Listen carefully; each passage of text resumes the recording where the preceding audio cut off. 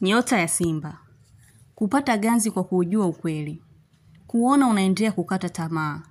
Kuhisi kufilisika zaidi. Kuwajua maadui wapya ambao haukuwafikiria kabisa, wanaokufuatilia kwa ubaya. Kudhibiti ubaya bila wewe mwenyewe kujua. Yote ni kutokana mwongozo wako upo sawa. Kujizuia kutoa maneno makali kwa mtu. Kuizuia hali ya wasiwasi isikutawale ndani ya moyo wako.